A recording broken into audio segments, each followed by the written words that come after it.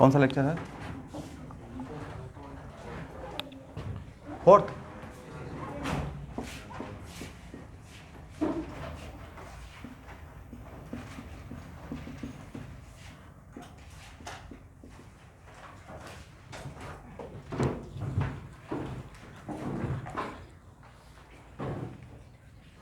Okay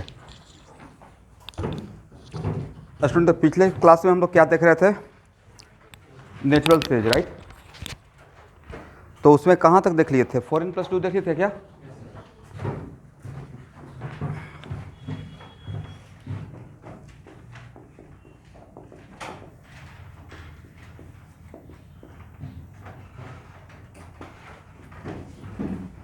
four N plus three series.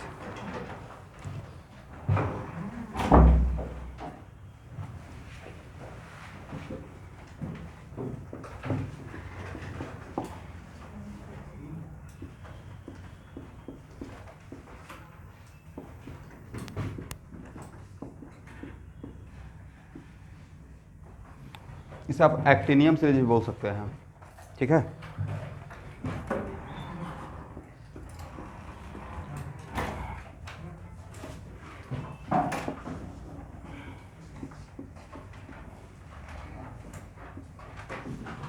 इसका definition तो लिखवाने का रिक्वायरमेंट नहीं है। मास नंबर को इसके बीच में जितना भी एलिमेंट मिलते रहेगा उसके मास नंबर को हम लोग 4 से डिवाइड करेंगे तो रिमाइंडर एज क्या मिलेगा? 3 मिलेगा। तो बस आप इसमें बता दीजिए कितना अल्फा पार्टिकल आउट होगा और कितना बीटा पार्टिकल यहाँ से यहाँ तक आने के ड्यूरेशन में। When we are coming from here to here, then how many alpha particle emitted and how many beta particle emitted.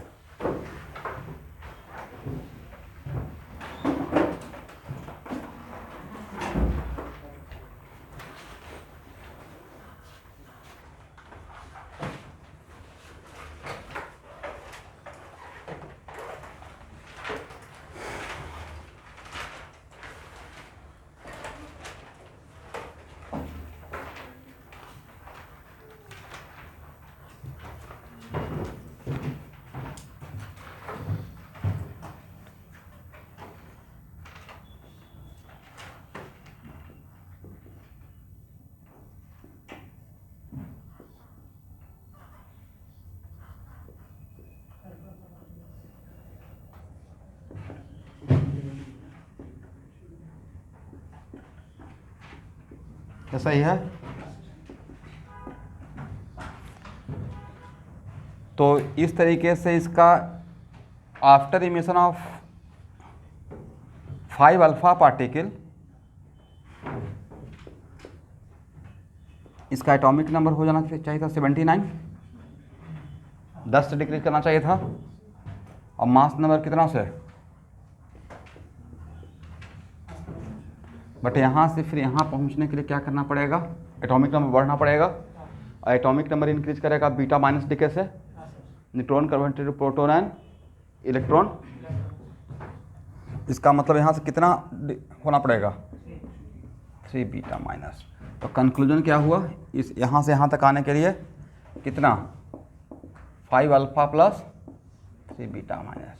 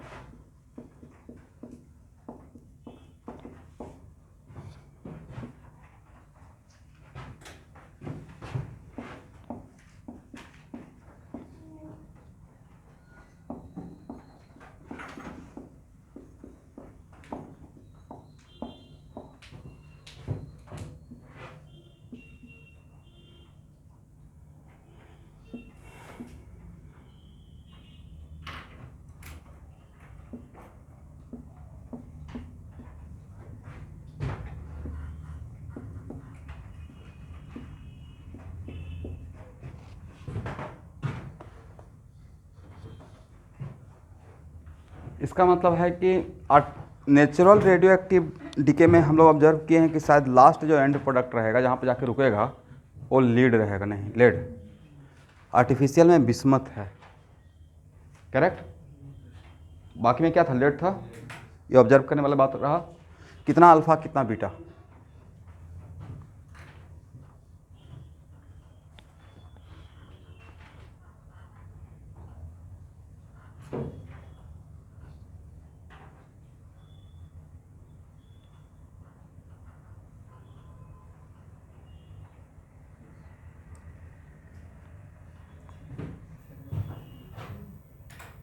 कितना 7 अल्फा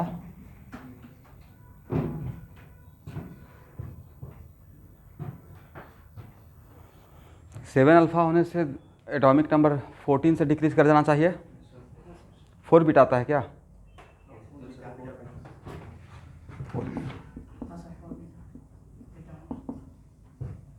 तो अब एक आप लोग को व्हाट्सएप ग्रुप पे शेयर किया हूँ, उसको बना लीजिए तो फटाफट। 5 क्वेश्चन है।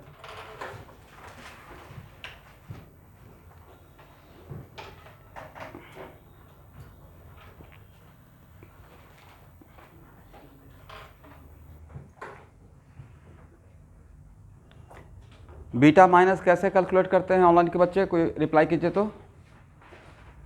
क्या ऑब्जर्व करके करते हैं?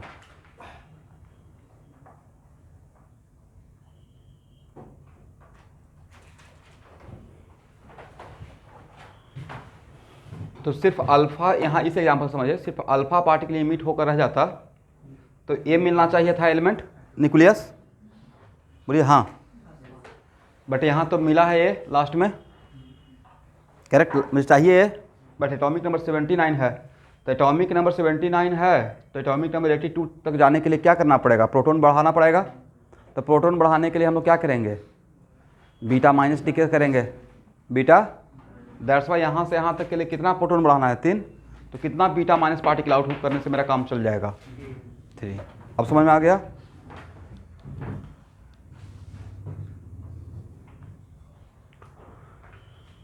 जो शेयर किए हैं देखिए तो उसका क्वेश्चन नंबर 1 बन गया है।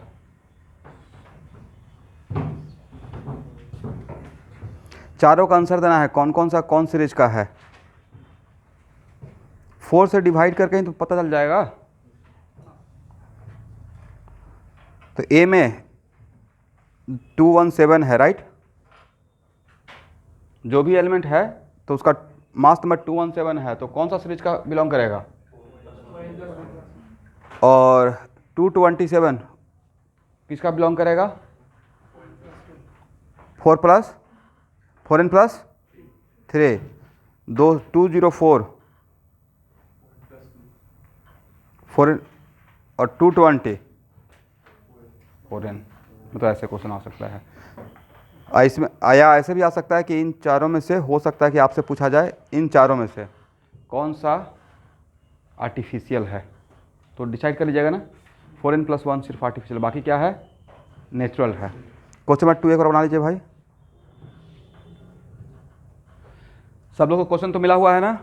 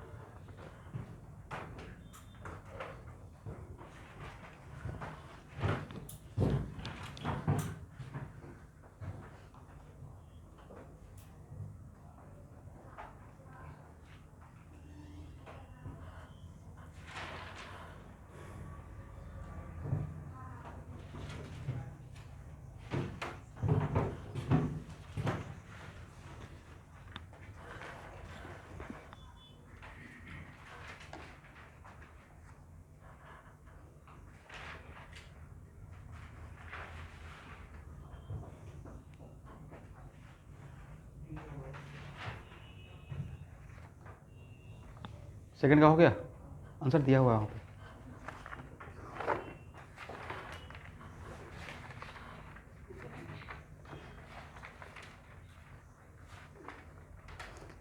नीचे देखिए तो आंसर है, थर्ड बनाइए तो।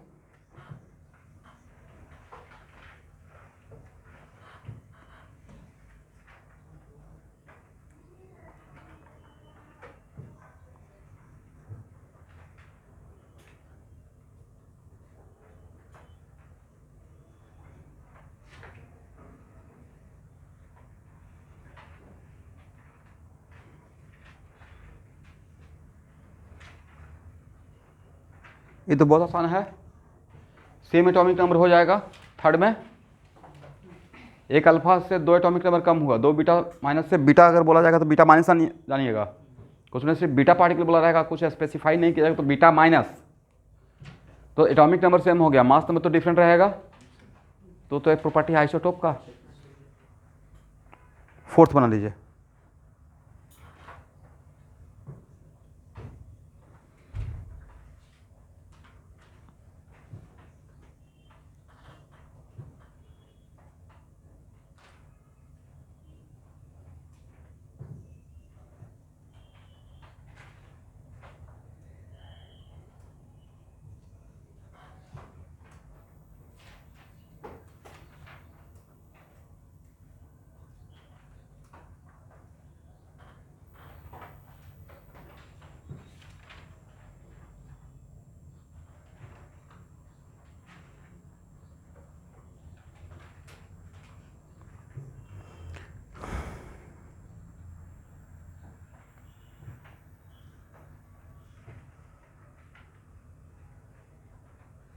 फोर का तो भाई इतना आसान क्वेश्चन है, फोर का सही रहेगा 235 है। सेम मास नंबर से स्टार्ट करेंगे तो सेम सीरीज का रहेगा, राइट, रिमाइंडर तो सेम ही आएगा लास्ट।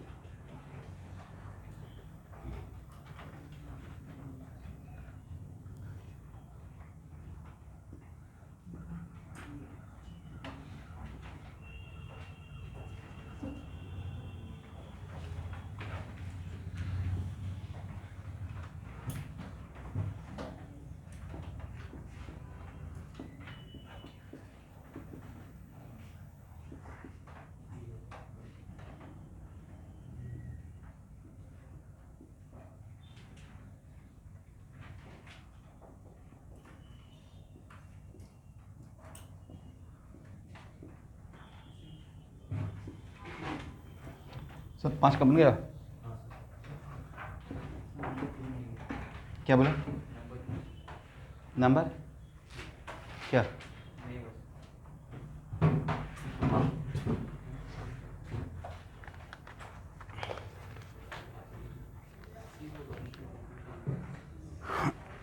फाइव फिफ्थ बना नहीं बना है, बन गया। फिफ्थ बन गया है। नंबर 2 में क्या था, an element x decay first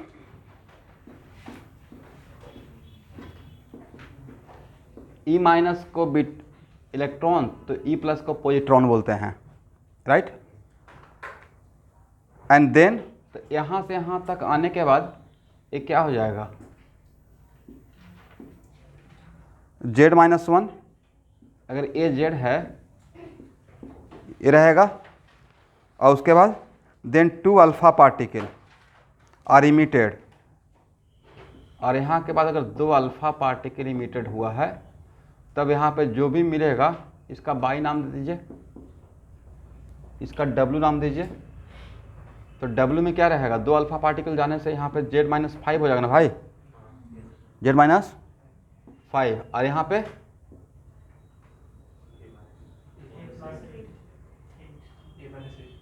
A minus 8। अब देख लीजिए मैच कराकर, if the product nucleus has product 229 atomic number 89, तो इसका कितना है, जेड माइनस 5 इक्वल टू 89, तो जेड इक्वल टू कितना रहेगा, 89 प्लस 5 कितना 94, और a माइनस 8 इक्वल टू रहेगा 229, तो a इक्वल टू कितना हो जाएगा, कितना 94 237, यही तो आंसर आना चाहिए स्टार्टिंग जहाँ से किए हैं। तो 237 और 94 ऑप्शन बी में है। ये तो आसान क्वेश्चन था, चलिए कोई बात नहीं।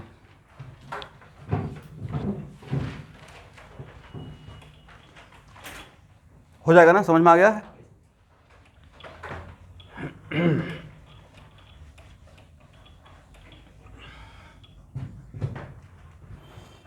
अब देखिए स्टूडेंट,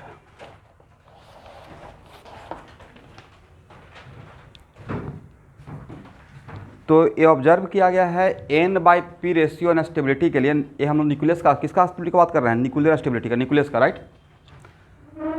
तो मोटा मोटी हीलियम में जो हाइड्रोजन चलते हैं इनिशियल तक देखिए, तो हाइड्रोजन में 1 proton 1 neutron, N by P ratio 1/1। Helium में 2 प्रोटॉन 2 न्यूट्रॉन, अगर आइसोटोप को माइनस कर दिया जाए तो कितना रहेगा 1। लिथियम में भी मोटा मोटी वही चलता है, एटॉमिक नंबर 3 है और मास नंबर 6 है, तो 3/3 हो गया। उसके बाद बेरिलियम सेम, बोरन 10, आइसोटोप को माइनस कर दीजिए तो 5 एटॉमिक नंबर है, 10 मास नंबर है, तो 5 प्रोटॉन हुआ 5 न्यूट्रॉन हुआ। कार्बन 12 का अगर बात कीजिएगा तो 6 प्रोटॉन 6 न्यूट्रॉन। तो नहीं रहता कि नियोन तक ये वैल्यू n/p का रेशियो 1:1 चल रहा है, बट उसके बाद जब आगे बढ़ते हैं तो न्यूट्रॉन ज़्यादा होना स्टार्ट हो जाता है। उसके आगे जब जाना स्टार्ट करते हैं, जैसे फास्फोरस का एटॉमिक नंबर है कितना 15, बट मास नंबर है 31, तो कितना हो गया न्यूट्रॉन 16। तो एक्चुअली इनिशियल में ऑब्जर्व क्या किया गया है कि n/p का रेशियो ये n/p वर्सेस p, तो इनिशियल में बिल्कुल 45 1/1 का चल रहा है। एक कितना, अगर n/p का बोलिए तो जितना p रहता है उतना n रहता है, राइट। बट बाद में जाकर क्या हो जाता है कि न्यूट्रॉन बढ़ने लगता है, न्यूट्रॉन क्या होगा, बढ़ने लगेगा। तो ये मैं लिखवा दूंगा लैंग्वेज। तो ऑब्जर्व किया गया है कि n/p का रेशियो फॉर न्यूक्लियर स्टेबिलिटी, ये पहला पॉइंट में लिख लीजिएगा, फॉर न्यूक्लियर स्टेबिलिटी n/p का वैल्यू यहाँ से अगर यहाँ के बीच में है तो उसको हम लोग स्टेबल न्यूक्लियस में काउंट करते हैं, ठीक है स्टूडेंट।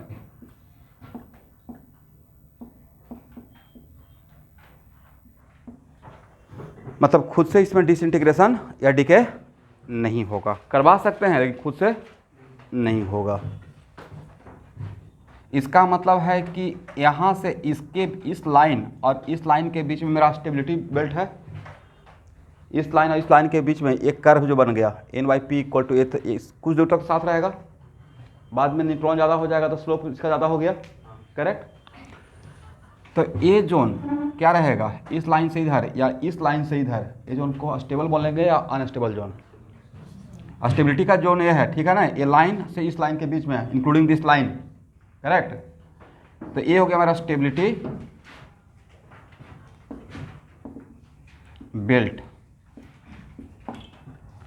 और एक कौन सा जोन रहेगा? Unstable zone. और एक कौन सा जोन रहेगा? Unstable zone. बट ये जो रहेगा जोन अनस्टेबल जोन, मान लीजिए, हालांकि होगा तो ये रियलिटी में, बट ये अनस्टेबल जोन रहेगा due to excess of nucleus, और ये रहेगा ड्यू टू, इस जोन में due to excess of neutron. तो यहाँ पे अगर यहाँ पे कोई अगर फॉल कर रहा है, मान लेते हैं, let us suppose imaginary hypothetically, तो उसमें न्यूट्रॉन प्रोटॉन ज़्यादा है तो न्यूट्रॉन में कन्वर्ट होना चाहेगा, यहाँ देखना है। तो प्रोटॉन ज़्यादा हो गया, न्यूट्रॉन में कन्वर्ट होना चाहेगा, तो बीटा प्लस डिके करेगा। कौन सा करेगा? दैट्स वाई कि प्रोटॉन कम होकर यहाँ पे आ जाए। और यहाँ जो रहेगा वो कौन सा डिके करना चाहेगा? Beta minus decay. करेक्ट। तो ऐसा ऑब्जेक्टिव आएगा तो देख लीजिएगा। समझ में आ गया ना? तो इसमें इतना ही था। तो एक किसका रेशियो? तो याद रहेगा ये डायरेक्ट ऑब्जेक्टिव आएगा, और कर्व भी आ सकता है। ठीक है। अब लिखिए nuclear force of attraction. Nuclear force,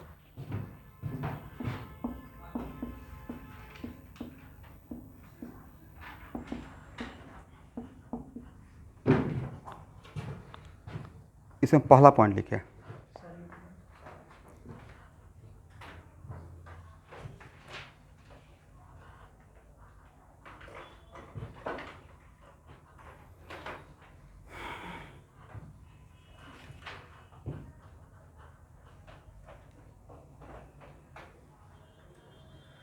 first point लिखिए तो, nuclear forces are basically attractive. Nuclear forces are basically attractive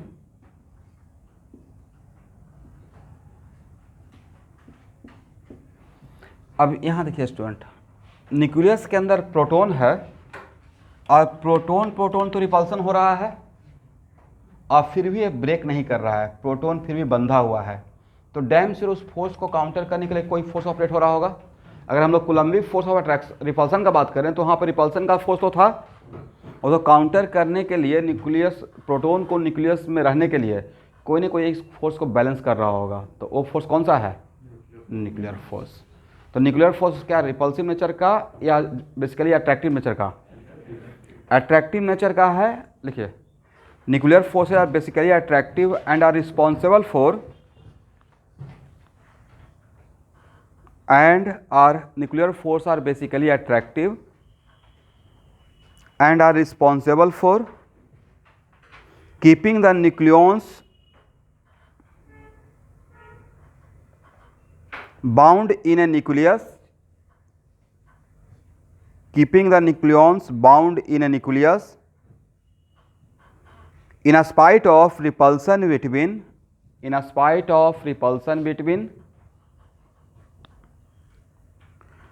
the positively in spite of repulsion between the positively charged proton। ठीक है ना? लिखे it is a strongest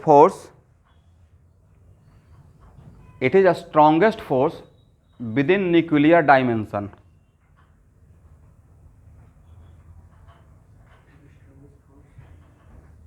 with in nuclear dimension, मैं इसका मतलब समझा रहा हूँ। It is a strongest force with in nuclear dimension. इसका मतलब है कि nuclear force of attraction operate होता है, लेकिन उसके लिए distance should be very very less, मतलब फर्मी में 10⁻15 के ऑर्डर में, राइट। ये शॉर्ट रेंज फोर्स है, थोड़ा भी डिस्टेंस ज़्यादा होगा तो ये फोर्स ऑपरेट होना बंद हो जाएगा। करेक्ट। तो उसी को कॉमन देख लिख लीजिए, it is short range force, it is short range force acts only in nucleus।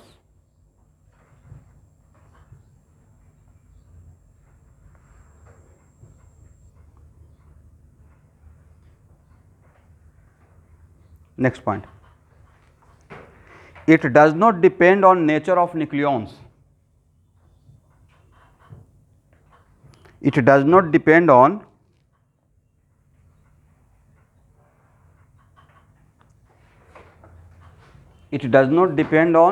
nature of nucleons।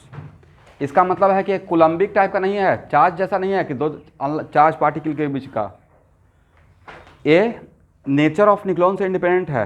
इसका मतलब ये हुआ कि ये फोर्स न्यूट्रॉन न्यूट्रॉन के बीच में भी ऑपरेट होगा, न्यूट्रॉन प्रोटॉन के बीच में भी ऑपरेट होगा, न्यूट्रॉन न्यूट्रॉन के बीच में भी होगा ऑपरेट होगा, प्रोटॉन प्रोटॉन। और इसमें इन तीनों में क्या होगा, अगर ये नेचर पर डिपेंड करता था यहाँ पर रिपल्सन होता, बट ये न्यूक्लियर फोर्स है, इन तीनों में क्या रहेगा, एट्रैक्शन रहेगा। समझ गए, लिख लीजिएगा बस। हर न्यूक्लियंस के बीच में रिपल्सन या एट्रैक्शन, एट्रैक्शन रहेगा।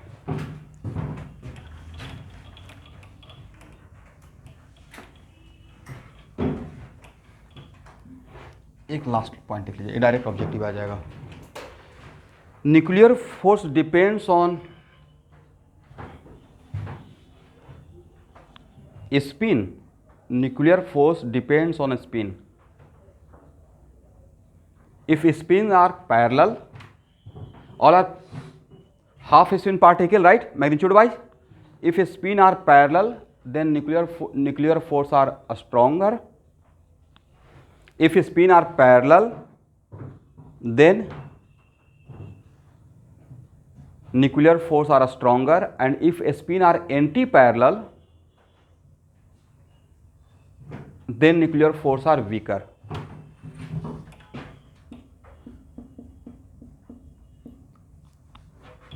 एक एग्जाम्पल से आप समझ लीजिए। मान लेते हैं कि दो न्यूट्रॉन है और दोनों न्यूट्रॉन प्लस हाफ है, मतलब पैरेलल स्पिन। एक सिचुएशन ए हो गया ए का, और बी में न्यूट्रॉन ही है दोनों। Neutron spin half particle, plus half भी हो सकता है, माइनस हाफ भी हो सकता है। एक में प्लस हाफ है और दूसरा में माइनस हाफ है। तो दोनों में किस में न्यूक्लियर फोर्स ज़्यादा रहेगा, ए में ज़्यादा रहेगा, ए ग्रेटर बी। इसको याद रखिएगा, डायरेक्ट ऑब्जेक्टिव आ जाएगा। ठीक है,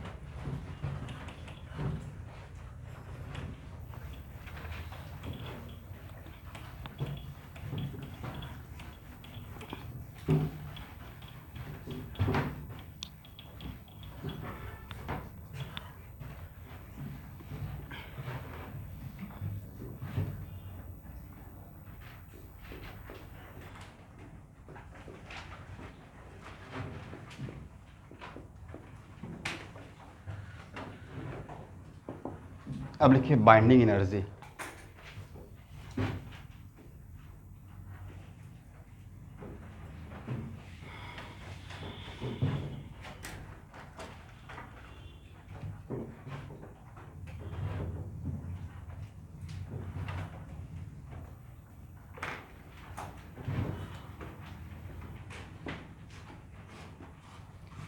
देखिए स्टूडेंट,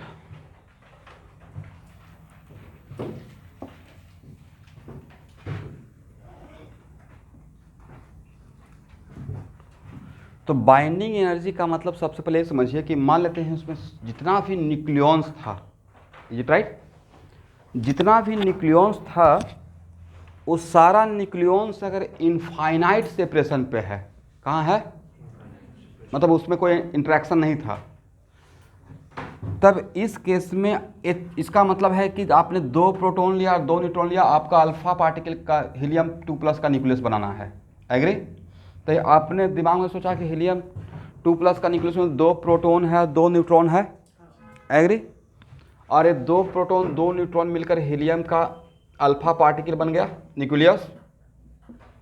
और यहाँ पे क्या रहा, न्यूक्लियस बनने के बाद एक पहले कहाँ पे था, एक दूसरे से इनफाइनाइट सेपरेशन पे ठीक है। उसके बाद यहाँ पे बना, तो यहाँ पे भी क्या है, दो प्रोटॉन है आप लोग को नज़र आ रहा है और दो न्यूट्रॉन है। तो आप तो यही सोचेंगे ना कि भाई जितना से बनाए हैं, तो बनने के बाद इन चारों का इंडिविजुअल मास को जोड़ेंगे और इस न्यूक्लियस का मास अगर ऑब्जर्व करेंगे तो दोनों का मास सेम होना चाहिए। हम जिस चीज़ को लेकर बनाए हैं चीज़ें, तो आपका दिमाग में क्या रहेगा, एम एक्सपेक्टेड क्या रहेगा, एम एक्सपेक्टेड। आप चीज़ें यहाँ से स्टार्ट किए थे, बोलिए हाँ, करेक्ट। तो एम एक्सपेक्टेड क्या रहेगा सर, मैं इसी को लेकर समझाना चाह रहा हूँ, बाद में जनरलाइज कर दूंगा। तो एम एक्सपेक्टेड रहेगा 2 × मास ऑफ प्रोटॉन, अलग अलग जोड़ रहे हैं, अब plus 2 into mass of neutron.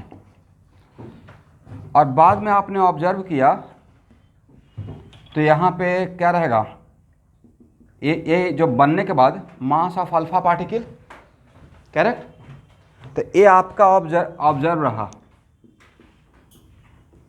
ये आपका एक्सपेक्टेशन था कि मैं इसको ले रहा हूँ और ये बनाया हूँ, एग्री। तो ऑब्जर्व किया गया कि एम ऑब्जर्व जो अल्फा पार्टिकल का मास मिला न्यूक्लियस को, जब हम लोग मेजर किए, और यहाँ पे जो मिलना चाहिए था, मेरा एक्सपेक्टेशन था, उसमें इसका मास कम हो गया है और इसका मास ज़्यादा हो गया, ज़्यादा है, करेक्ट। तो नहीं लगता कि मास का डिफेक्ट हो गया। जो लेकर काम करना स्टार्ट किए, जितना मास लिए थे उतना ही मास मिलना चाहिए था, लेकिन मास कमती हो गया। इसका मतलब है कि मास ही एनर्जी है और एनर्जी ही मास है, मास ही एनर्जी है, एनर्जी ही। तो जितना मास कम हो गया उसमें अगर सी स्क्वायर से मल्टीप्लाई कर देंगे तो वो एक्चुअली मास गया कहाँ, वो energy in form of energy release हो गया। इसका मतलब है कि अगर इंडिविजुअल न्यूक्लियॉन्स को लेकर अगर न्यूक्लियस बनाते हैं, करेक्ट, और वो अगर न्यूक्लियस स्टेबल न्यूक्लियस, मतलब अगर न्यूक्लियस बनकर वो रह सकता है, तो यहाँ से some amount of energy release होगा, और जो अमाउंट ऑफ एनर्जी रिलीज होगा उसी को हम लोग क्या बोल देंगे, बाइंडिंग एनर्जी। तो सर ऐसा क्यों हुआ, तो actually with in the short range जब आएगा तो उसमें अट्रैक्शन स्टार्ट हो गया है, बोलते ही नहीं हैं, क्या स्टार्ट हुआ, और इनिशियल में अट्रैक्शन नहीं था, राइट।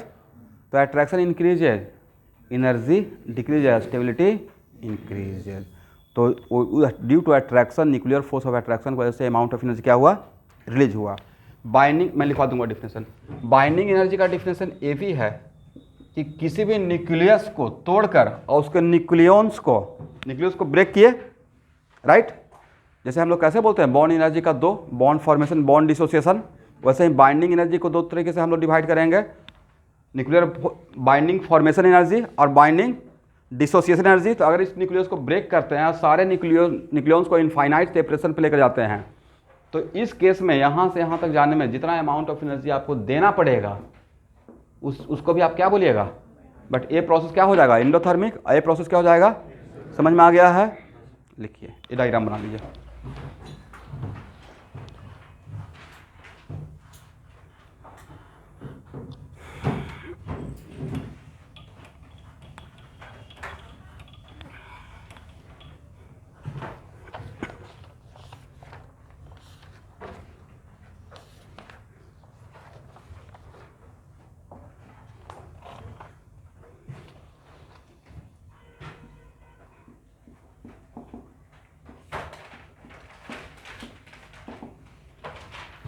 लिखिएगा, it has been observed that there is a difference between expected mass and actual mass of a nucleus. There is a difference between expected mass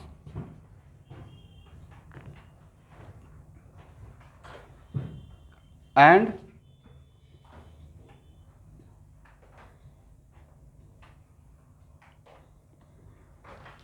observed mass of nucleus.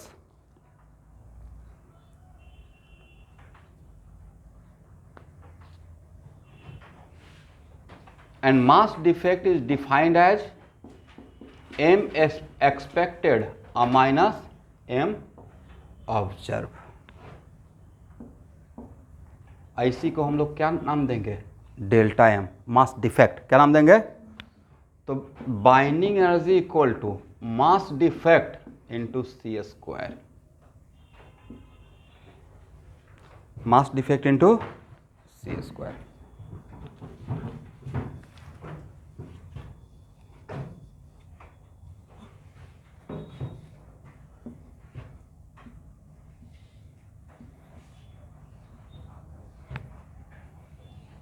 यहाँ देखिए student,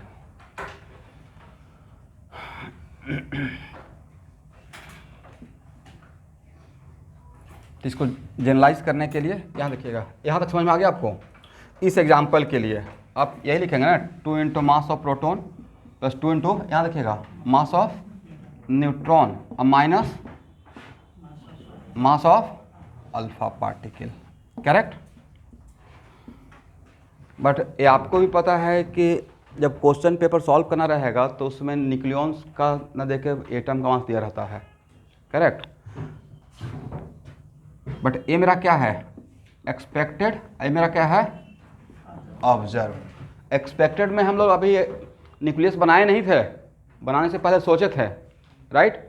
बनाने से पहले जो सोच रहे थे, इसका मतलब है कि बनने से पहले तो इसमें कितना इलेक्ट्रॉन और भी एक्स्ट्रा सोच लें कि हीलियम का एक्सपेक्टेशन हो जाएगा कि हीलियम एटम बन गया। 2 प्रोटॉन अगर ऐड कर दें, सोच लें इसमें ऐड कर दें, राइट, तो मेरा क्या रहेगा, लेकिन बनाए नहीं है। बट ये तो इमेजिन एक्सपेक्टेशन कर सकते हैं कि this is the expected mass of helium atom, अभी न्यूक्लियस पे है एक्सपेक्टेशन में, राइट।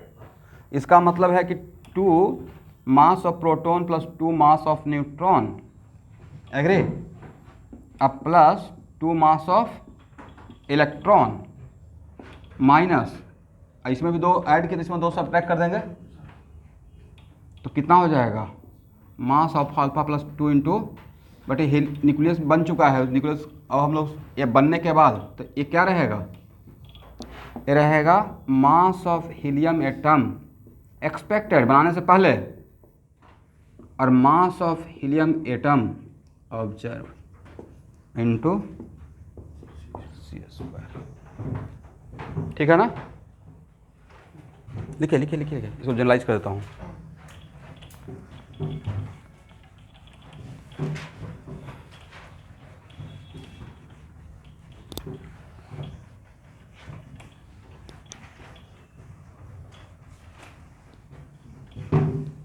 ओ सॉरी, नहीं, बाइंडिंग एनर्जी जब करेंगे तब लगेगा C²।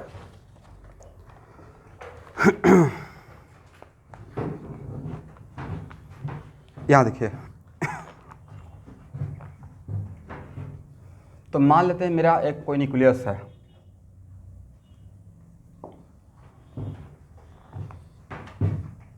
तो एम एक्सपेक्टेड क्या रहेगा, एम एक्सपेक्टेड रहेगा Z into mass of proton A minus, generalise कर रहा है, ठीक है, A minus Z into mass of neutron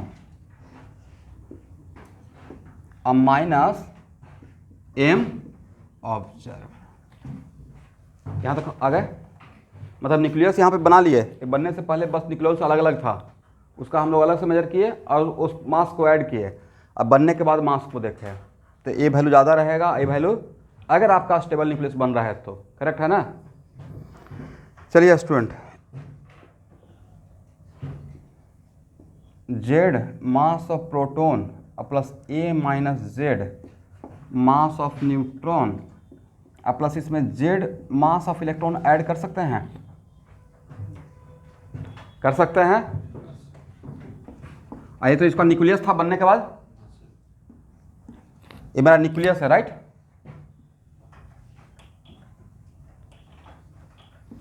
mass of x, लेकिन मास ऑफ एक्स एटम या न्यूक्लियस,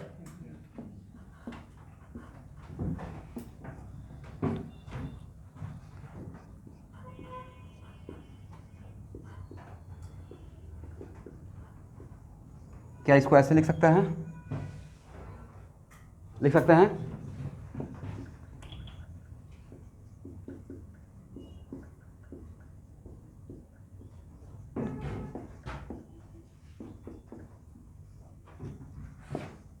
ये क्या बन गया, एटम। एक प्रोटॉन एक इलेक्ट्रॉन लेकर कौन सा एटम इमेजिन कर सकते हैं, हाइड्रोजन।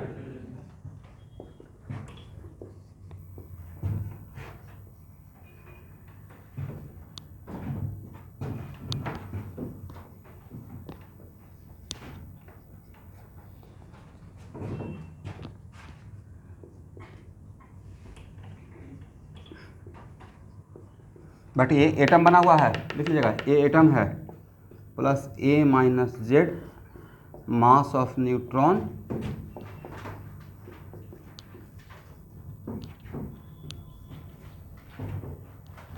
ये है मास ऑफ हाइड्रोजन एटम, ठीक है। ये जनरलाइज कर दिया मास डिफेक्ट के लिए, इसी टर्म में आप याद रखिए एग्जाम में सॉल्व करने के लिए प्रॉब्लम, ठीक है, करेक्ट है ना।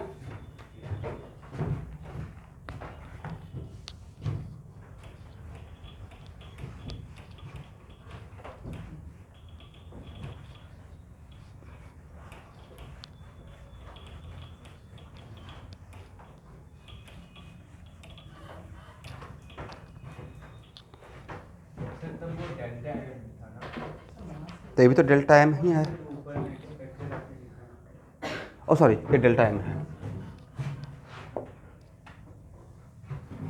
ये यहाँ से यहाँ तक हो गया expected.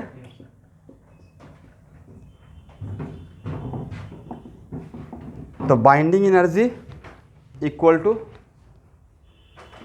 Z into mass of hydrogen atom, right, plus A minus Z into mass of neutron, minus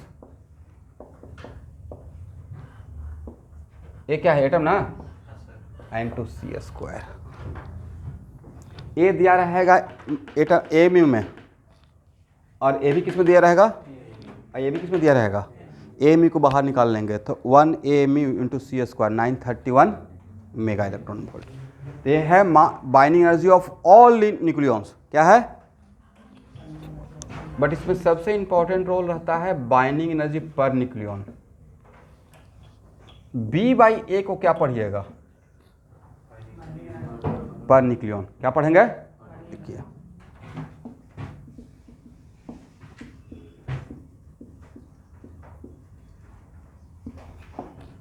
तो एक्चुअल में किसी भी न्यूक्लियस का स्टेबिलिटी टोटल बाइंडिंग, दो न्यूक्लियस का, मानते हैं हाइड्रोजन के न्यूक्लियस का और लिथियम का न्यूक्लियस का स्टेबिलिटी अगर हम लोग कंपेयर कर रहे हैं, राइट, तो टोटल बाइंडिंग एनर्जी नहीं देखते हैं, बाइंडिंग एनर्जी पर न्यूक्लियन देखते हैं। और जिसका बाइंडिंग एनर्जी पर न्यूक्लियन ज़्यादा रहेगा उस न्यूक्लियस का स्टेबिलिटी ज़्यादा रहेगा। करेक्ट, समझे बात को। न्यूक्लियस के स्टेबिलिटी के लिए टोटल बाइंडिंग एनर्जी देखना है या बाइंडिंग एनर्जी पर न्यूक्लियन देखना है, एक बार लिख लीजिए नोट करके। इफ बाइंडिंग एनर्जी पर nucleon increases, if binding energy per nucleon increases, stability of nucleus increases।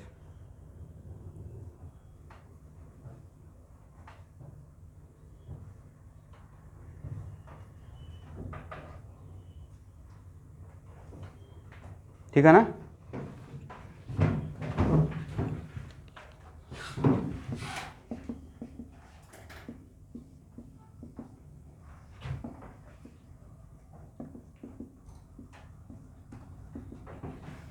इसका मतलब है कि कोई एक न्यूक्लियस है, मान लेते हैं एक्स, और कोई एक न्यूक्लियस है बाई, और इसका बाइंडिंग पर न्यूक्लियन ज़्यादा है इससे, इसका मतलब कौन सा न्यूक्लियस ज़्यादा स्टेबल है, एक्स रिटर्न बाई स्टेबिलिटी के लिए। सही है ना।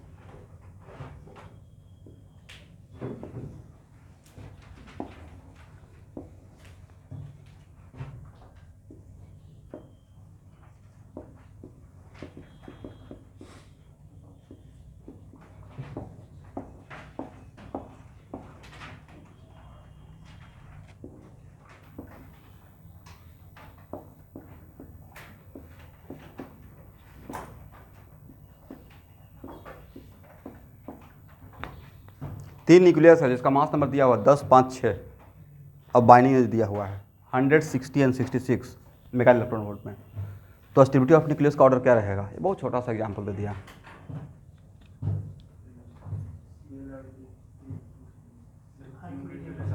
सबसे स्टेबल कौन रहेगा, क्यों ना, 12 हो जाएगा पर न्यूक्लियस, उसके बाद स्टेबिलिटी ऑफ न्यूक्लियस। करेक्ट है।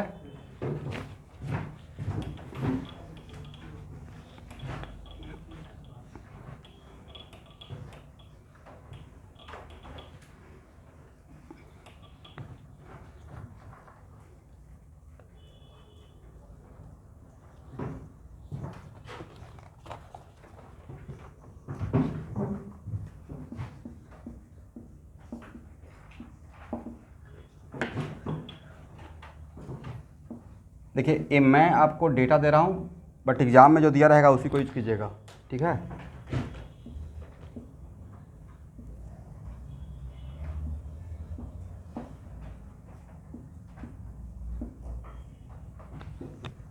यू का मतलब एम यू, यू का मतलब क्या है एम यू। ये मास ऑफ न्यूट्रॉन दिया हुआ है।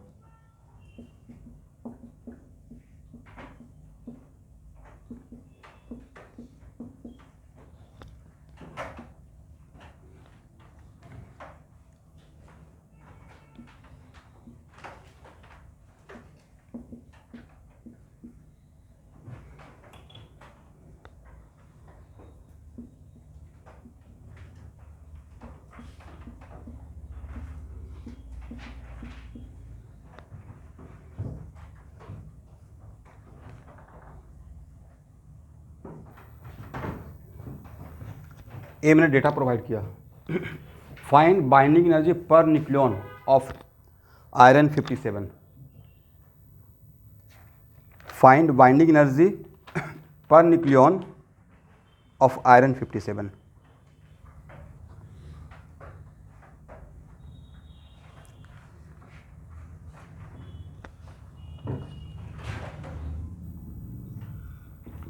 फाइंड बाइंडिंग एनर्जी पर न्यूक्लियन, और ए एटम का मास दिया हुआ है, ए भी एटम का मास दिया हुआ है। ए में क्या यहाँ पे है एटम, ए भी क्या है atom, per nucleon of iron 57।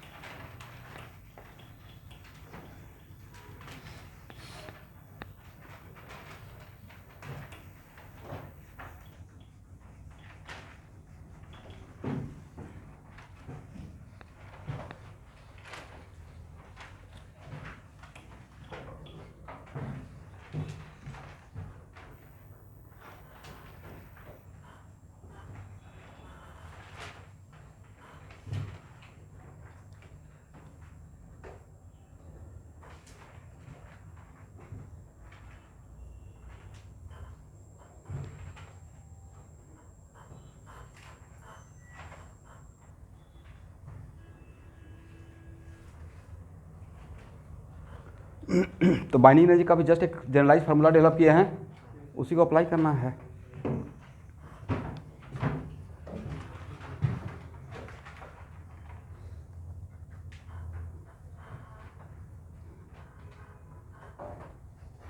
अच्छा, मास ऑफ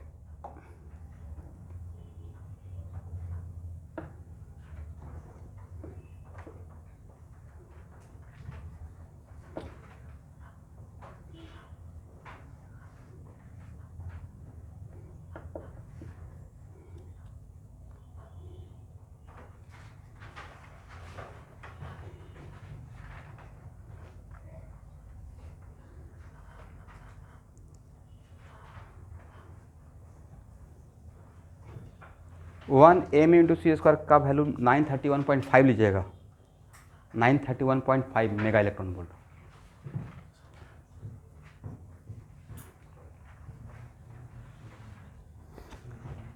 एक minute student, it is very important to note that, मान लेते हैं कि हाइड्रोजन एटम का मास अगर नहीं दिया रहा, बातों को समझिए, अगर हाइड्रोजन का नहीं दिया रहेगा तो मास ऑफ प्रोटॉन भी दिया रह सकता है। मास ऑफ क्या दिया रह सकता है प्रोटॉन, करेक्ट। तब तो एक्सपेक्टेड माइनस कर लेंगे ना, वहाँ से भी कर सकते हैं।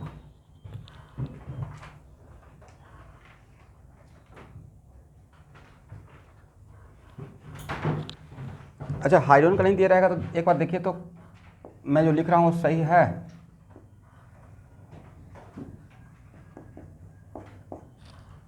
हाइड्रोजन का अगर नहीं दिया रहेगा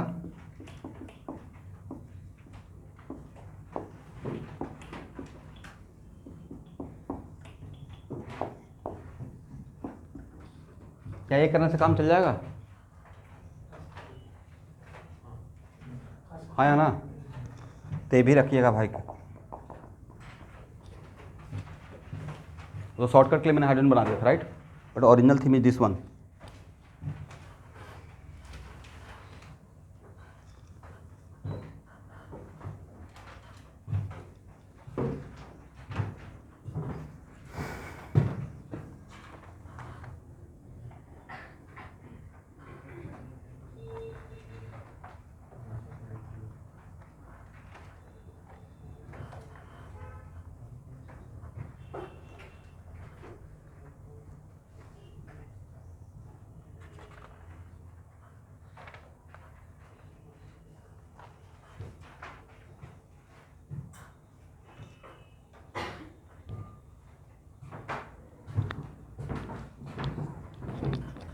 रेडियो एक्टिविटी में यही काम डिफिकल्ट रहेगा, कैलकुलेशन, और करना आप ही को है।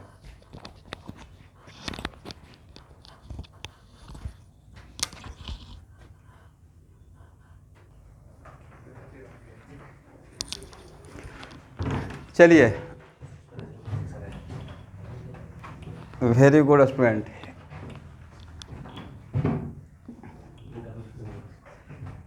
अंश, यहाँ देखिए जो क्वेश्चन दिया गया था उसका बाइंडिंग एनर्जी, ये बहुत पार्टिकुलर एलिमेंट लिया हूँ।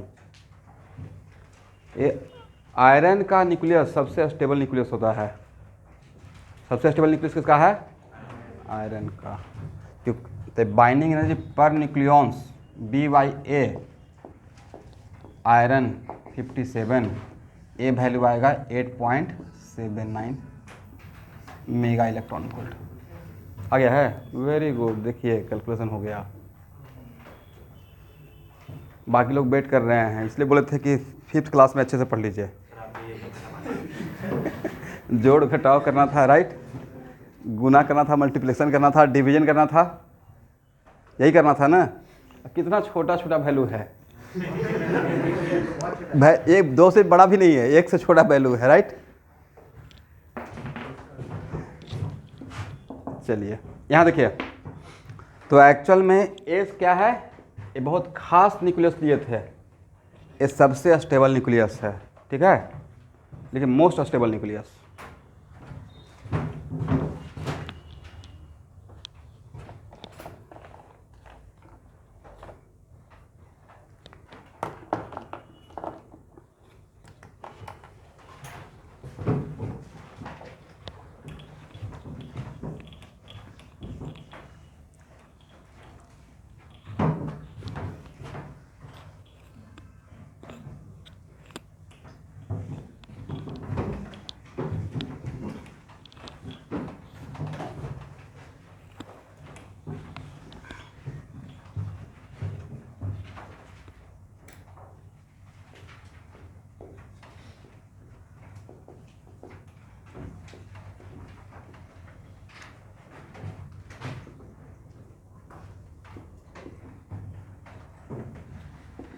ये जो ग्राफ दे रहे हैं इसमें 200% गारंटी है कि आज से 4 साल पहले या 5 साल पहले, 15 से लेकर 2000 के बीच में इस ग्राफ पे क्वेश्चन दिया हुआ है, और कैसे दिया हुआ वो समझिएगा।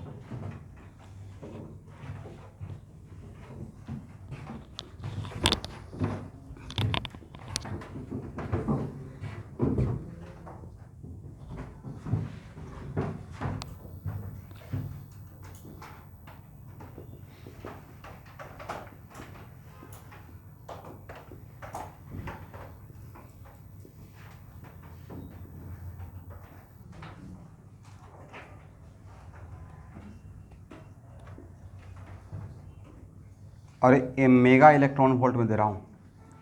1 2 3 4 5 6 7 8 9, करेक्ट।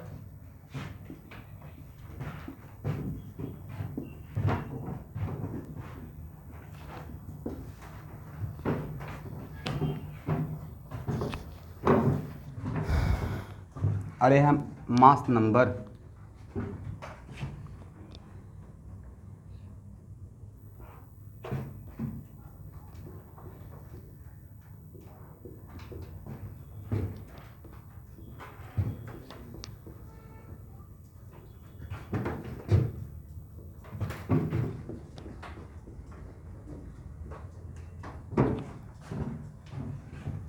तो मास नंबर 57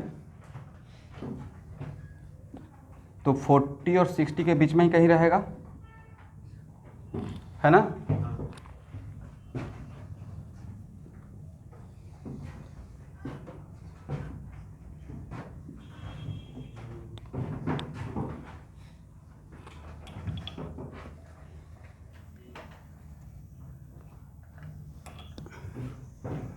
एक्सपेरिमेंटल ऑब्जर्वेशन है कि इनिशियल में it is very important to note that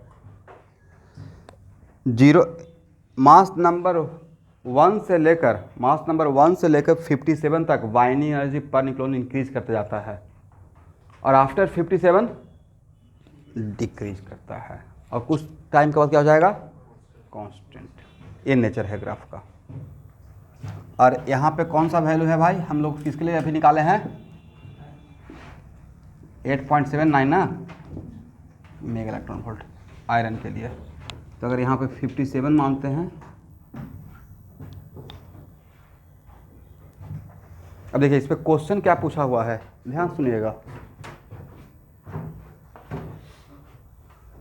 आपसे क्वेश्चन पूछा है कि वैसा न्यूक्लियस जिसका मास नंबर 60 है और 50 है, कौन सा न्यूक्लियस ज़्यादा स्टेबल है। 50 जिसका मास नंबर रहेगा ज़्यादा स्टेबल रहेगा और 60 जो रहेगा वो कम स्टेबल है। इस कर्व को ऑब्जर्व करेंगे तो इसका मतलब है कि heavier nucleus, it is very important. यहाँ से क्या देख रहे हैं, यहाँ से देख रहे हैं कि 1 से 57 तक न्यूक्लियस बाइंडिंग एनर्जी पर न्यूक्लियस इंक्रीज हो रहा है। इसका मतलब है कि यहाँ से इधर का जोन का दो लाइटर न्यूक्लियस आपस में फ्यूज होकर बड़ा न्यूक्लियस बनना चाहेगा। क्या मैंने बोला, इस लाइन से इधर कौन सा टेंडेंसी रहेगा, टू फ्यूजन का या फ्यूजन का, फ्यूजन का। क्यों टेंडेंसी रहेगा, क्योंकि अगर मान लेते हैं कि कोई दो न्यूक्लियस है जिसका मास नंबर 10 है, एक न्यूक्लियस है जिसका मास नंबर 10 है, तो दो आपस में जुड़कर 20 बनेगा, मास नंबर कितना हो जाएगा 20। तो दो आपस में जुड़ गया तो उसको क्या बोलेंगे, फ्यूजन। क्या बोलेंगे, इसका मतलब है कि इफ मास इस लाइन से इधर का, इसका मतलब लाइटर न्यूक्लियस में, लेकिन ऐड करने के बाद 57 को क्रॉस नहीं करे। ऐड करने के बाद ऐसा नहीं कि दो को 40 और 40 80 कर दीजिए, तब टेंडेंसी नहीं रहेगा। मतलब ऐड करने के बाद मास नंबर किससे कम होना चाहिए, ऐड करते हैं और मास नंबर 57 से कम है, तो उस कंडीशन को सेटिस्फाई करते हुए लाइटर न्यूक्लियस में क्या टेंडेंसी रहेगा, फ्यूजन का। और हेवियर न्यूक्लियस में क्या, अगर यहाँ का कोई न्यूक्लियस है हेवियर न्यूक्लियस, उसमें क्या टेंडेंसी रहेगा, फ्यूजन का या फ्यूजन का, फ्यूजन का। दिस इज द वजह। लेकिन फ्यूजन और फ्यूजन में, फ्यूजन वेरी डिफिकल्ट जॉब है और वो उसके लिए temperature should be very high, 10⁵ का ऑर्डर का चाहिए, जो कि स्टार में अवेलेबल है, राइट। तो वहाँ पे क्या होता है, स्टार में क्या हो रहा है, सन में फ्यूजन का प्रोसेस। बट हम लोग जो परमाणु एटॉमिक रिएक्टर बनाए हुए हैं, वहाँ पे क्या होता है, यूरेनियम पे एक फास्ट मूविंग न्यूट्रॉन से आर्टिफिशियली हम लोग बॉम्बार्डिंग करते हैं और कंट्रोल रेडियो एक्टिव डीके करवाते हैं, ब्रेक करते हैं न्यूक्लियस को। तो यहाँ पे तो ब्रेक कहाँ पे होगा, हेवियर न्यूक्लियस में करते हैं, क्योंकि हेवियर न्यूक्लियस टूट कर कहाँ आना चाहेगा, इधर का न्यूक्लियस, यहाँ का न्यूक्लियस यहाँ आना चाहेगा, करेक्ट। बट यहाँ का न्यूक्लियस क्या आना चाहेगा, इस तरफ आना चाहेगा। तो यहाँ का न्यूक्लियस अगर इस तरफ आना चाहेगा, मतलब टूटेगा, ब्रेक करेगा, फ्यूजन। और यहाँ का न्यूक्लियस फ्यूजन। समझ में आ गया। इसी पे क्वेश्चन आया हुआ था, कुछ ऐसे कुछ, अब उसमें रहेगा, क्वेश्चन बैंक देखेंगे तो पता चल जाएगा, राइट। बट क्वेश्चन का थीम यही था कि यहाँ का कोई न्यूक्लियस दिया हुआ था, तो उसमें पूछा गया था कि इसमें क्या होगा, फ्यूजन या फ्यूजन। इसी थीम पे क्वेश्चन था। तो एक लाइन लिख लिया जाए, from this graph we can conclude that, from this graph we can conclude that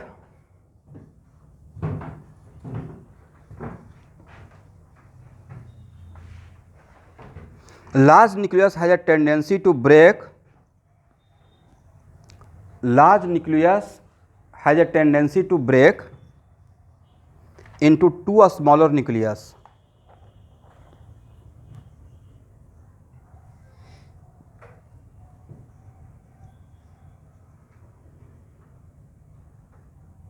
And lighter nucleus has a tendency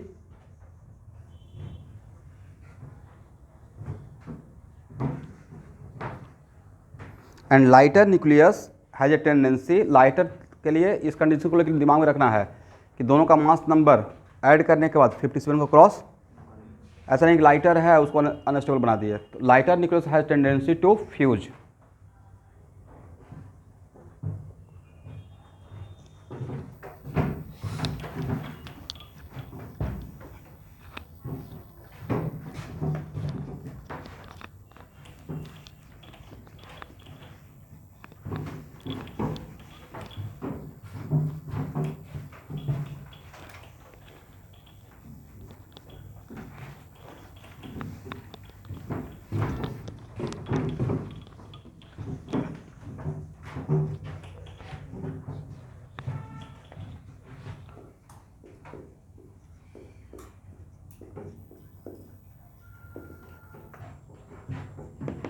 क्या nuclear fission.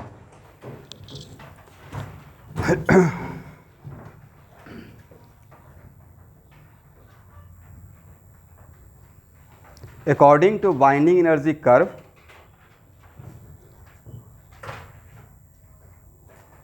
according to binding energy curve,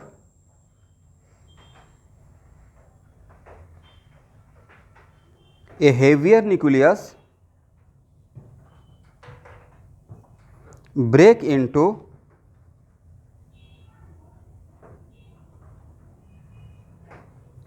to a smaller nucleus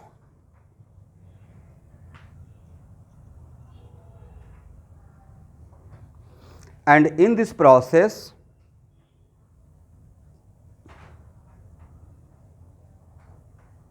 some amount of energy release, and in this process some amount of energy release. This energy is called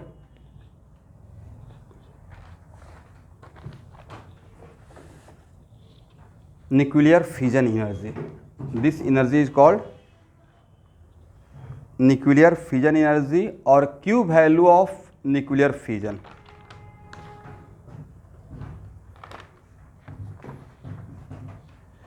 अब इसको एक example समझिएगा तो ज़्यादा समझ में आएगा, और हम लोग वही एग्जाम्पल को ले रहे हैं जो सबसे ज़्यादा जनरलाइज एग्जाम्पल है। यहाँ देखिए स्टूडेंट, मेरे पास एक न्यूक्लियस, यहाँ देखिएगा, मेरे पास एक न्यूक्लियस है U-235 यूरेनियम का, राइट। इसमें जनरली हम लोग करते क्या हैं, वेरी फास्ट मूविंग न्यूट्रॉन से इस पे बम्बार्डिंग करते हैं, करेक्ट। और बम्बार्डिंग करने के बाद ये इसको एब्जॉर्ब कर लेता है, करेक्ट है, और बन जाता है U-236। क्या बन जाता है, एक न्यूट्रॉन इसमें चला गया न्यूक्लियस के अंदर, राइट। इसको एक साथ ऐड कर दीजिए। और ए था अस्टेबल, यूरेनियम में भी सारा यूरेनियम अनस्टेबल नहीं रहेगा, स्टेबल है, लेकिन उसको आप एनर्जी सप्लाई करके एक्साइटेड स्टेट में भेज दिए, अनस्टेबल बनाए, और तब a break in form of what. और यहाँ देखिएगा, एक न्यूक्लियस दो न्यूक्लियस में स्प्लिट कर गया। ये फेनोमेना 100% अमीबा के जैसा है, नहीं, one unicellular, one amoeba convert into what, two amoeba.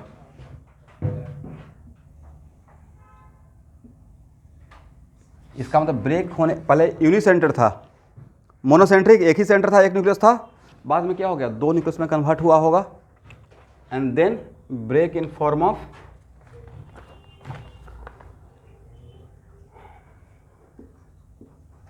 Krypton,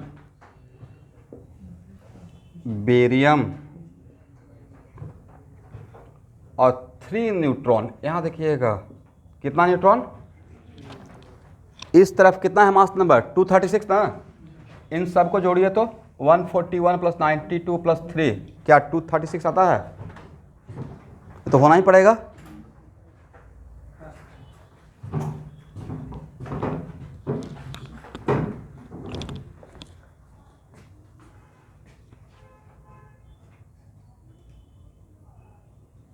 अब सही है। तो ब्रेक इनटू भार, तो यहाँ पे क्या मिला, तो ओवरऑल क्रिप्टन 92, बेरियम 141, इसी तरीके से ब्रेक होता है। और 3 न्यूट्रॉन, करेक्ट है। 1 न्यूट्रॉन का बम्बार्डिंग की है, राइट। कितना न्यूट्रॉन रिलीज हुआ? और 3 न्यूट्रॉन फिर 3 यूरेनियम पर अटैक करेगा और कितना न्यूट्रॉन रिलीज होगा? 9 ना। और 9 फिर 9 पे अटैक करेगा, 27, और 27 फिर 27 पे अटैक करेगा, तो जीपी सीरीज। और एक काम अगर नैनो सेकंड में हो गया, अगर वेरी फास्ट विदिन 1 सेकेंड अगर, तो ब्लास्ट हो जाएगा। मतलब ये क्या रहेगा, कंट्रोल या अनकंट्रोल? अनकंट्रोल सिस्टम रहेगा। तो एक्चुअली कंट्रोल करने के लिए करते क्या है कि जो 3 न्यूट्रॉन रहता है उसमें से 2 न्यूट्रॉन को एब्जॉर्ब कर लिया जाता है बाय कैडमियम रॉड। ये 10th क्लास में थ्योरी था। और हेवी वाटर G2O को यूज़ करके क्या यूज़ करते हैं, हेवी वाटर एंड कैडमियम का रॉड का यूज़ करके 3 में से 2 को हम लोग क्या करेंगे, एब्जॉर्ब कर लेंगे, फिर से एक वहाँ से रिलीज करेंगे। इसका मतलब एक बार में एक न्यूक्लियस को ब्रेक करते रहेंगे आर्टिफिशियली। बट जनरली हम लोग को उससे तो मतलब है नहीं, कोई सेटअप तो रेडी करने जा नहीं रहे हैं। तो मेरा सिचुएशन तो ऐसा है, करेक्ट है। तो अब यहाँ देखिएगा, तो ओवरऑल क्या हुआ है, ओवरऑल भाई ये हुआ है neutron plus U-235 converted into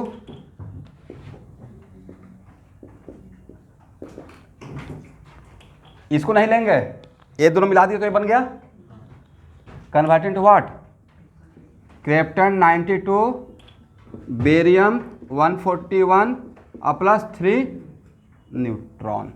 तो आप इसका क्यू वैल्यू बताइए, और जो क्यू वैल्यू रहेगा उसी को हम लोग क्या बोलेंगे, energy release in this fission process, energy release इन। इसके लिए मैं कुछ डेटा सप्लाई कर रहा हूँ। किसी का ऑडियो अनम्यूट है भाई, म्यूट कर लीजिए।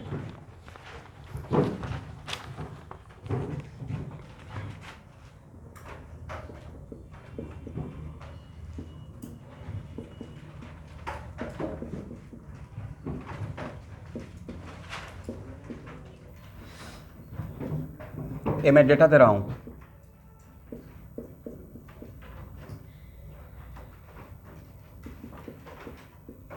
अरे एटम का डेटा दे रहा हूँ, किसका, एटम का। बट काम हो रहा है न्यूक्लियस का, तो न्यूक्लियस को एटम में कन्वर्ट कर लीजिएगा।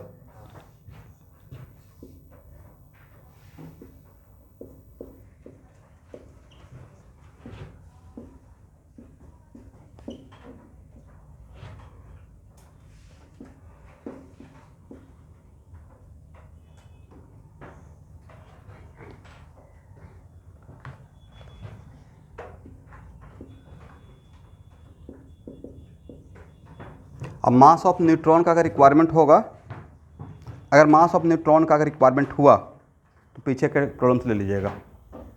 Find the Q value.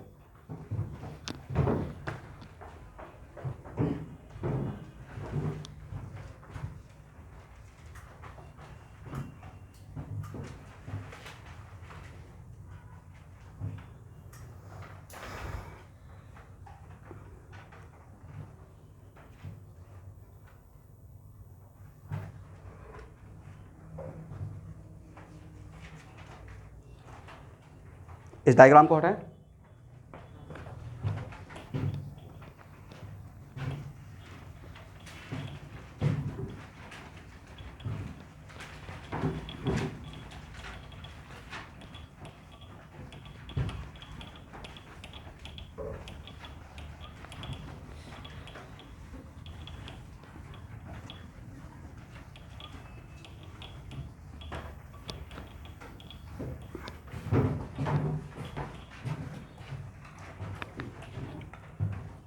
चलिए क्यू वैल्यू इस प्रोसेस के लिए होगा एनर्जी, यहाँ देखिएगा एनर्जी रिलीज हो रहा है ना, इसका तो इसका मास ज़्यादा है, इस तरफ का मास क्या है, कम है। तो this minus this into C square, this minus this into what, C square. तो यहाँ पे overall Q value equal to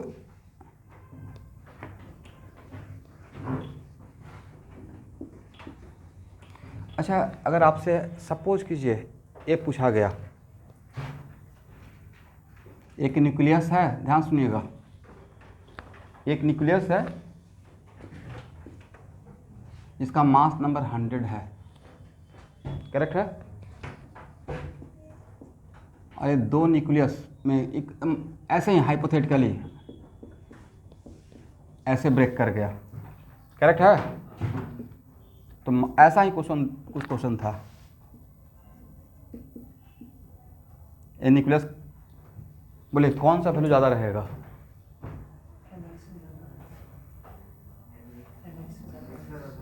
ये बाइनरी एनर्जी कर्व पे डायरेक्ट क्वेश्चन है।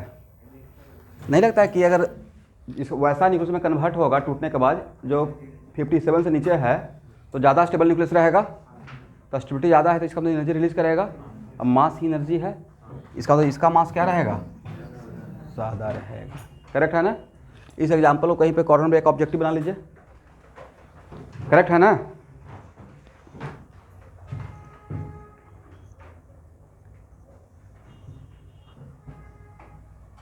समझ में आ गया है? और कोई ऐसा न्यूक्लियस है जिस, हाँ बोलिए बोलिए।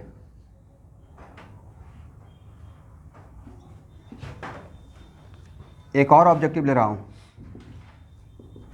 कोई ऐसा दो न्यूक्लियस जिसका मास नंबर 10 और 10 है और आपस में जुड़कर एक थोड़ा बड़ा न्यूक्लियस बना लिया जिसका मास नंबर 20 है। तो इसका मास को और m1 बोलते हैं और इसका m2। तो 2m1 और m2 में किसका वैल्यू बड़ा रहेगा? Very good. वजह, ये आपस में जब जुड़ेगा तो इसका बाइंडिंग एनर्जी पर न्यूक्लियन ज़्यादा होगा एनर्जी कर्व से, राइट। तो यह स्टेबल रहेगा। तो स्टेबिलिटी अगर यहाँ से करेस्पोंड ज़्यादा स्टेबल है और जुड़ने के बाद energy some amount of energy क्या करेगा? रिलीज करेगा। ये किसमें होगा? This is the process of what? Fusion. तो डायरेक्टली कहाँ से क्वेश्चन था? एनर्जी कर्व से है ना, राइट। लाइटर न्यूक्लियस आपस में जुड़कर स्टेबल बनेगा। स्टेबल कब बनेगा? जब एनर्जी रिलीज करेगा। हेवियर ब्रेक होकर स्टेबल बनेगा। इसका तो उसमें मास ज़्यादा था, यहाँ पे मास क्या है? कम है, करेक्ट है। और उस मास को ही किस में कन्वर्ट करके एनर्जी रिलीज करेगा? Mass energy. तो दो ऑब्जेक्टिव आपको समझ में आ गया उस कर्व से। चलिए अब इसका क्यू वैल्यू आप लोग कैलकुलेट करके बताइए। या एक क्यू वैल्यू सपोज कि एग्जाम में निकालना रहता तो सबसे पहले तो आप ऐसे करते, इसको हटाएं,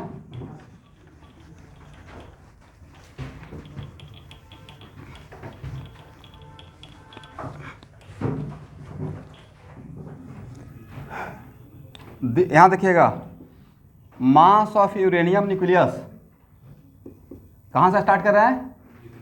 +3 into mass of neutron minus mass of krypton nucleus plus mass of barium nucleus +3 into mass of neutron I into what? CS²। ओह 3 नहीं रहेगा। इसमें कितना इलेक्ट्रॉन ऐड कर दें कि मास एटम बन जाए?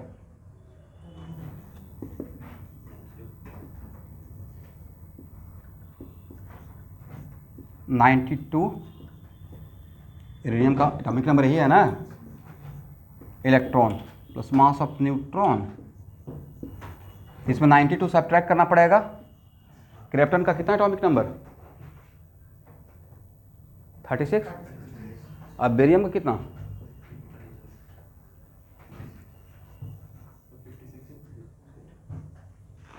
अच्छा ऐड कर दिए 92 36 56 ही होना चाहिए, राइट। इसका 56 होता है भाई, और इसका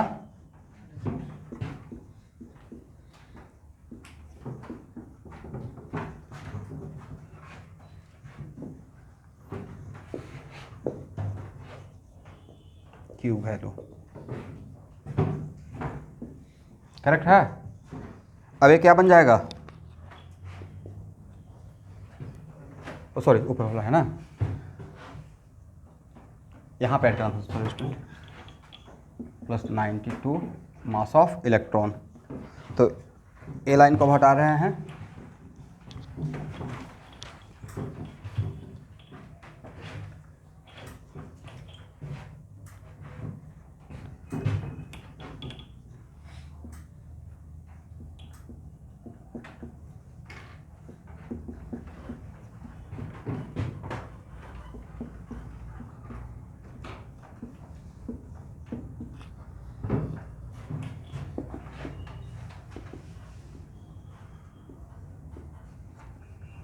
मास ऑफ यूरेनियम एटम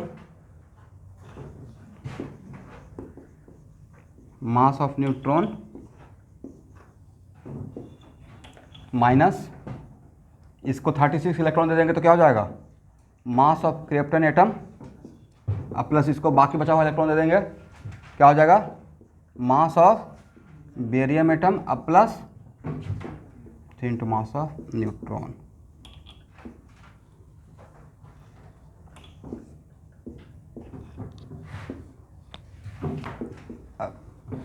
अब इसका वैल्यू डेटा पुट कर दीजिए वहाँ से लेकर और क्यू वैल्यू बताइए।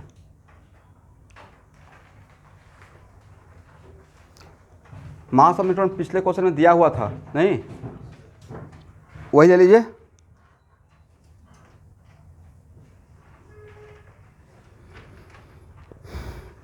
कौन सबसे फास्ट आंसर देते हैं?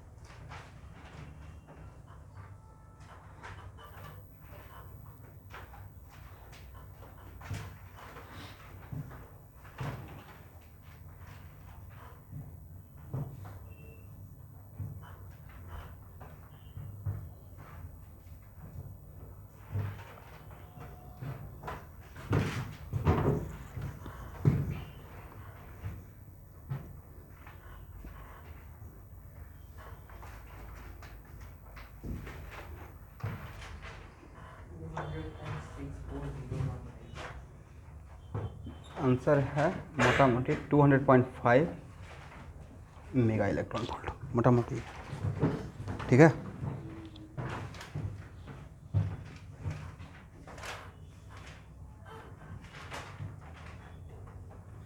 थोड़ा कैलकुलेशन करना पड़ेगा नहीं,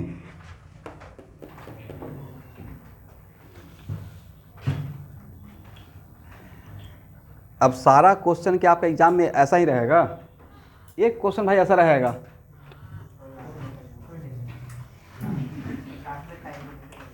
नहीं तो ऐसा टेंडेंसी रहेगा कि सब में यही सोचिएगा, गिव अप कर लेते हैं, राइट। हाँ, इसको ये कर सकते हैं कि लास्ट में देखेंगे, ज़्यादा कैलकुलेशन लगता है कि बन जाएगा, लाइक मैट्रिसेस डिटरमिनेंट मैट्रिसेस, मुझे लगता है कि आसान है, बन जाएगा, बट थोड़ा सा लंबा हो जाता है, राइट। तो उस केस में उसको लास्ट ऑप्शन रखा जाए, अगर टाइम बचा हुआ उतना, अगर फास्ट हैं आप तो कम बैक कर सकते हैं। समटाइम्स ऐसा भी होता है कि सारा क्वेश्चन अटेम्प्ट ले लिया, फिर टाइम नहीं कट रहा है, ऐसा भी कभी कभी होता है, तो उस टाइम पे इस टाइप क्वेश्चन जो बना सकते हैं, मन लगते रहेगा।